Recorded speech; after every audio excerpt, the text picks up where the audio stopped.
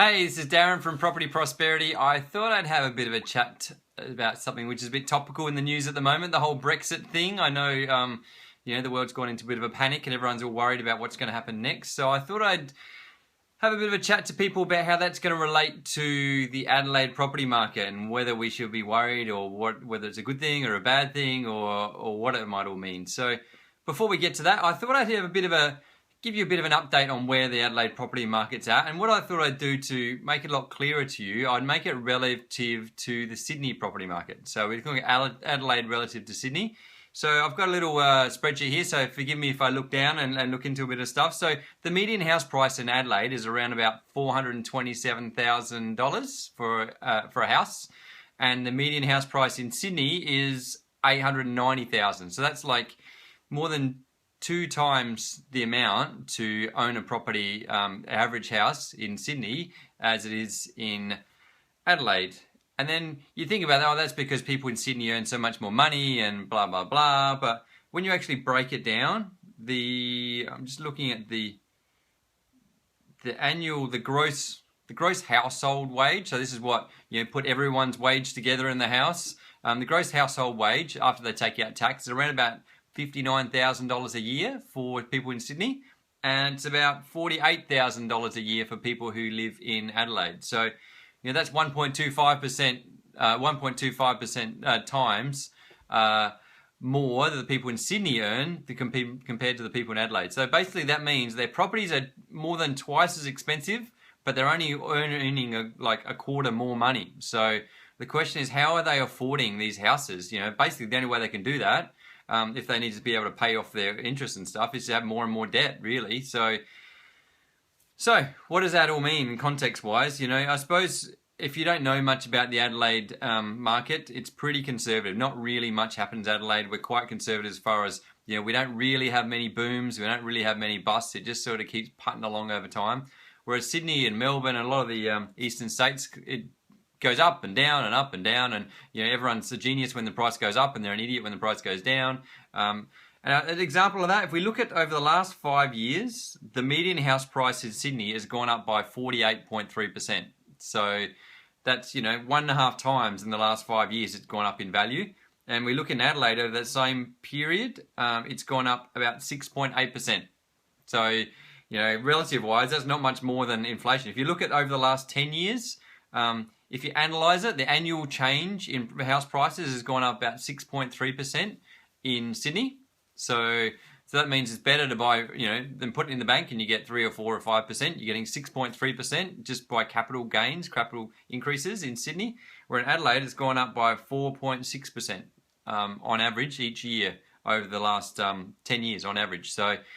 So you can see there's not much has happened in the Adelaide property market over the last 10 years. It just keeps putting along and putting along and putting along. But then at the same time, our wages aren't that much different from people in Sydney. So then you're saying, well, what does that all mean? So obviously we're quite conservative. We haven't really had much of a boom over the last 10 years or so. So then the question is, when are we going to have our boom? We know the banks are quite concerned about what's happening in the eastern states. The property market's gone a bit crazy, and they're really trying to control investment. So what they're doing is putting the brakes on that by increasing interest rates for investors. And then, basically everyone's trying to make it harder for investors to go out there and invest. And so what that means, though, and that affects all of the whole of the market in Australia. So that's actually putting the brakes on the Adelaide property market as well. So I don't know if any of you are out there looking around the Adelaide property market at the moment, but there's certain suburbs that are cruising along pretty well, but a lot of the property market is just putting along, not doing very much at all. So with that mindset, in fact,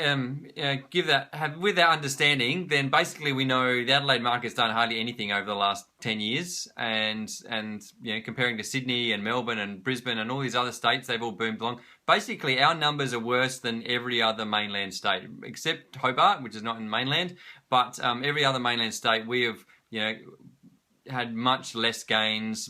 Everything about Adelaide just keep putting along a lot more conservatively than the rest of the states. So that means it can't do that forever. At some point in time, it's going to be so far out of whack, the house prices in Adelaide relative to every other state in Australia, then investors are going to start to realise this. They're going to go, hang on, what's going on there? Why are houses so much cheaper in Adelaide relative to every other state in Australia? And what's going to happen is people are going to start to move to Adelaide because it's so much cheaper than every other state, especially if your incomes are relatively similar, than Sydney, only 125% or 1.25 times the income in Sydney relative to Adelaide. People are going, hang on, this is a bit nuts.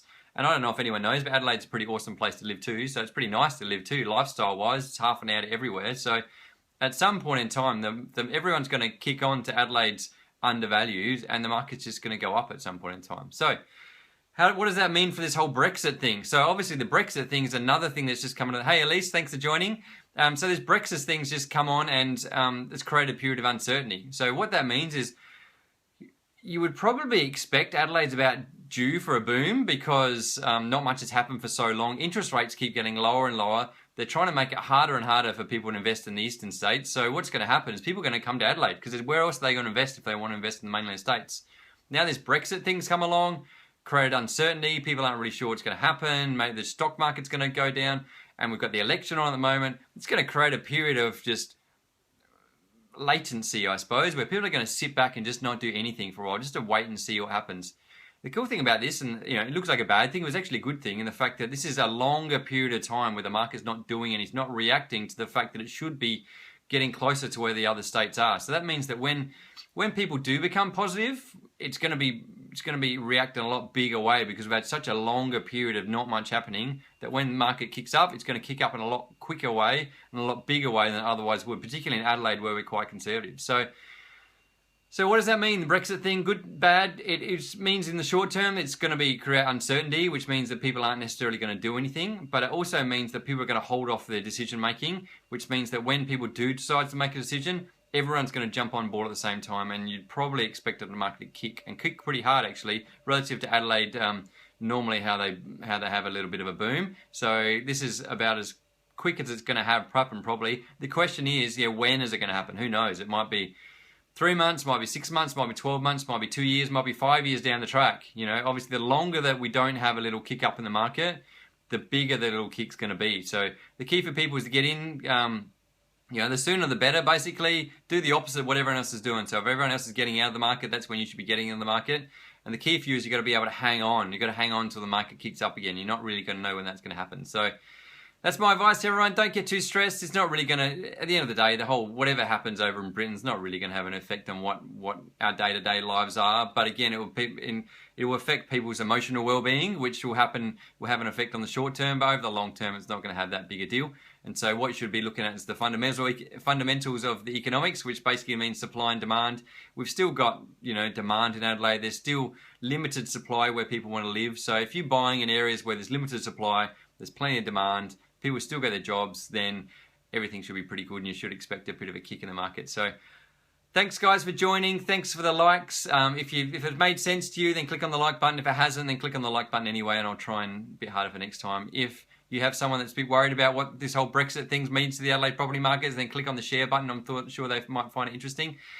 And if you would have a question for next time, then click on the comment button and put some questions in there. I'm happy to answer it for next time. So thanks guys for joining me, and I'll talk again soon. Thanks.